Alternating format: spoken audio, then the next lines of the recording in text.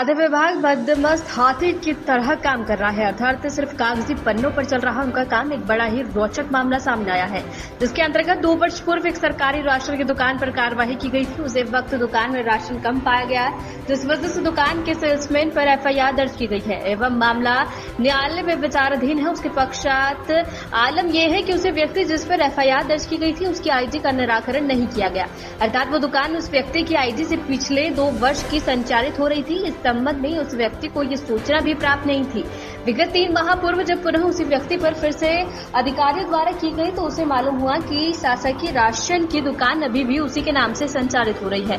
फिर दर्ज होने के पश्चात 2 वर्ष से अधिकारी सो रहे थे। कुंभकर्ण के नींद जो इस बार जो फिर दर्ज हुई है उस पर भी काफी रोचक तथ्य निकलकर सामने आई है, जिसमें लाखों की आईडी से फर्जी तरीके से लाखों का राशन की चोरी की गई है एवं अधिकारी एवं एरिया इंस्पेक्टर द्वारा छोटे चोरों पर कार्यवाही कर बड़े डकैतों को बचा लिया गया है, जिनकी दुकान अभी भी संचालित है, जिनकी पूरी लिस्ट हम आपको दिखा रहे हैं। अभी देखना ये होगा कि क्या डॉक्टर मोहन यादव की सरकार इन अधिकारियों पर कार्यवाही करेगी या। आपका परिचय दे दीजिए। मेरा नाम आमिर खान है, मैं जहांगीराबाद में निवास करता हूँ। आमिर जी, क्या सुविधा हुई है आपके साथ? आज सुविधा मुझे ये हुई है कि मेरे ऊपर 2022 में एफआईआर हुई थी, उसके बाद 2024 में दोबारा से एफआईआर हो गई है। किस संबंध में ये एफआईआर दर्ज हुई थी आपके ऊपर? पहले मेरे ये संबंध था कि उसमें दुकान में माल कम पाया गया था, जो कि गलत आरोप लगाया गया था ज्योतिषा नरवरिया के द्वारा और दिनेश अहिरवार के द्वारा। काय की दुकान थी आपकी? मेरी राशन की दुकान है, उचित मूल्य सरकारी राशन की दुकान। जी हाँ। सरकार द्वारा राशन मुहैया करा। जी हाँ। क्या के लिए राशन कम पाया गया था? क्या मामला था वो पूरा? राशन बराबर था, उन्होंने झूठा आरोप मुझ पे लगाया था, जिसके संबंध में मेरा जो केस है वो न्यायालय में विचाराधीन है अभी।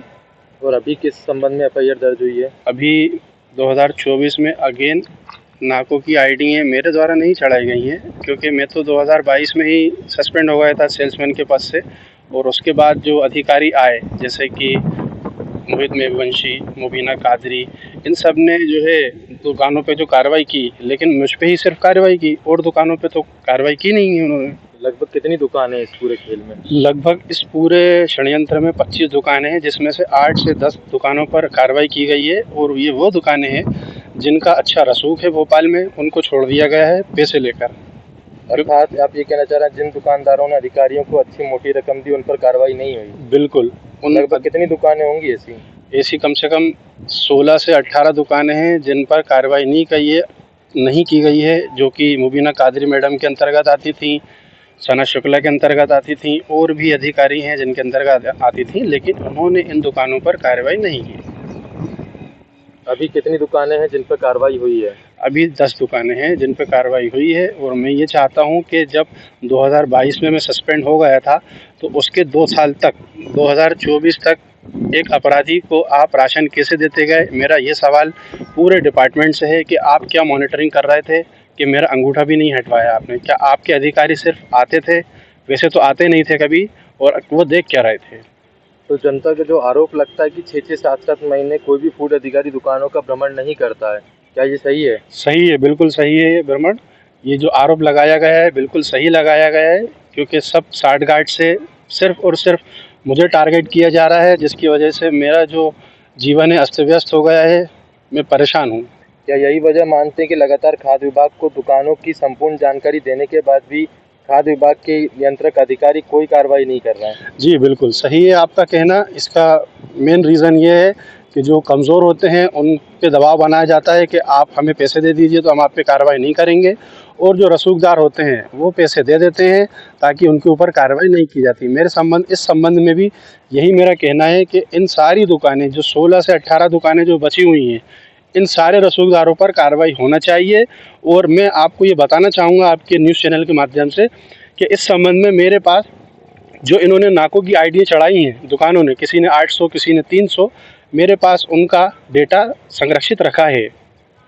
तो अगर ये डेटे की ज़रूरत आवश्यकता पड़ती है तो क्या आप ये मुहैया कराएंगे? बिल्कुल मैं मुहैया कराऊंगा, और अगर यहाँ से कार्रवाई नहीं होती है तो मैं कोर्ट की शरण भी ले सकता हूँ। HIV की जो आईडियों का खेल चला था, क्या ये वही खेल है कि जो HIV की आईडियों से जो राशन की चोरी की गई थी, लाखों के राशन की, ये वही केस का मामला है? जी हाँ बिल्कुल, जो लाखों का जो राशन चोरी किया गया था, जो एड्स पीड़ित व्यक्ति हैं उनकी जो बोगस आईडी चढ़ाई गई थी, उनके द्वारा ही ये सब कार्रवाई की गई है दुकानों पर। अधिकारियों पे, लेकिन सभी दुकानों पे कार्रवाई नहीं की गई है। कुछ दुकानें ऐसी हैं जिन्होंने 1000 आईडियाँ चढ़ाई हैं, उन पे तो आपने कार्रवाई की नहीं।